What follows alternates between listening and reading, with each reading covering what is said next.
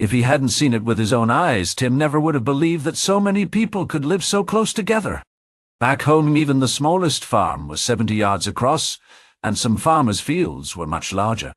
Even in the village, homes were spaced out for small gardens and chicken coos, bordered wide dusty lanes lined with stone paths for when the rains came.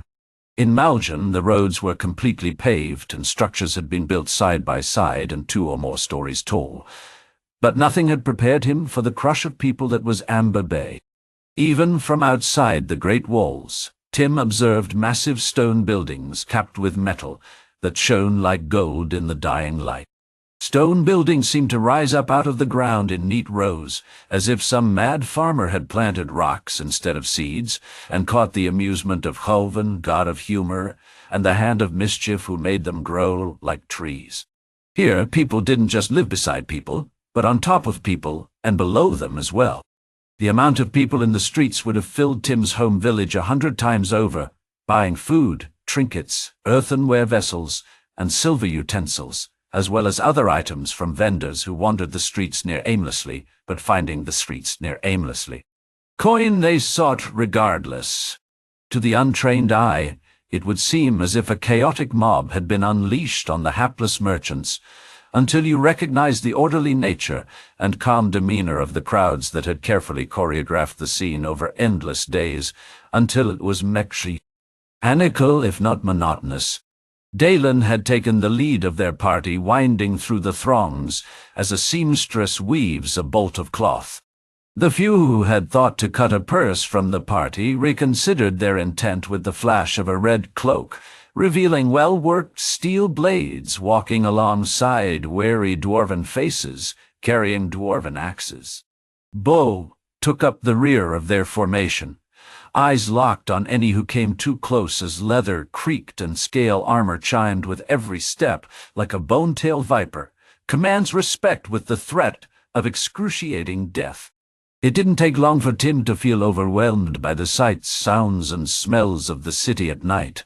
Performances of magic and skill, coupled with songs and poems, crashed like waves against his eyes and ears, while the smell of roasted meat and fresh bread mingled with horse manure and old urine into an ever-present miasma that seemed to go unnoticed.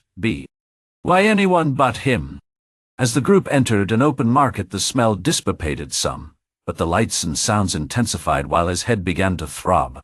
Beyond the market, the lights dimmed, and the miasma returned fortified with the odor of brined fish and rotting kelp, and the temptation to vomit was only held in check by sheer willpower alone. Relief arrived as the party exited the fisherman's district and entered a quiet inn. The throbbing in Tim's skull remained, but had less to an acceptable level whole. His stomach began to settle. Dalen and Bo graciously put up the coin for several rooms to include a private suite for Maeve, with access to a little garden off the side of the inn. A warm bath and a hot meal would go a long way to soothe sore feet and weary legs.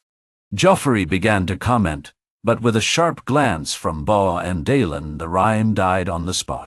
One of your wings has still not healed completely, and you'd tempt to lose the other by charming the innkeep. Maeve whispered darkly.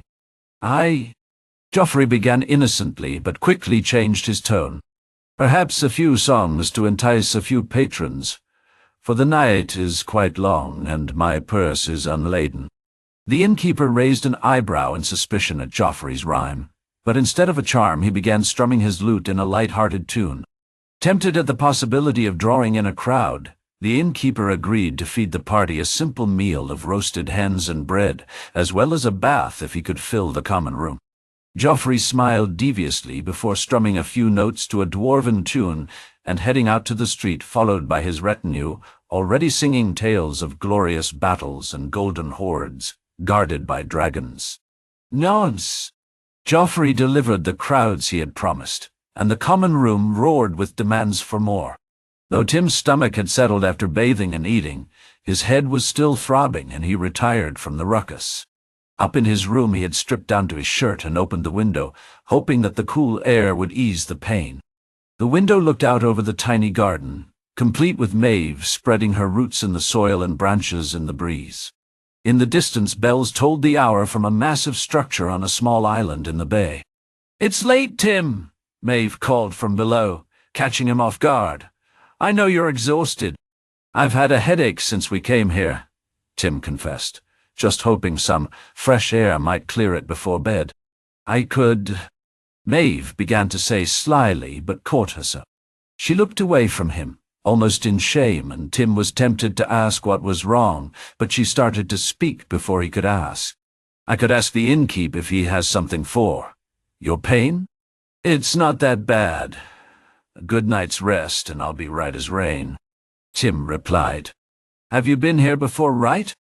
"Only passing through," Maeve replied. "The river was high, and the roads were impassable, so I stopped for the night. Same thing happened to me, if that's what you're asking." "Well, that," Tim admitted, "but also the Amber Cathedral. Can I see it from here?" "It's on an island in the bay. You should see and hear it from there." "Nervous about tomorrow?" "I still don't know what I am hoping to." The bells in the distance began to ring furiously as if to warn of a threat from the sea, and the pain in Tim's head roared to life more intensely than ever before, as if hundreds of voices were screaming in unison inside his skull. Screams echoed from the common room below, and far out in the streets, cries of terror and fear echoed through the city, joining the bells in the distance, and echoing the scream that broke free of Tim's chest. The moment of pure anguish passed as swiftly as it had come, leaving Tim dizzy and unable to stand. Bo crashed through the door and dropped to his knees in relief at Tim, sprawled on the bed near the window. "Thank the gods you're all right." "Bo, exhale." "What was that?" Tim asked, still trying to recover from the pain. "The worst that could happen. What could have happened to you?"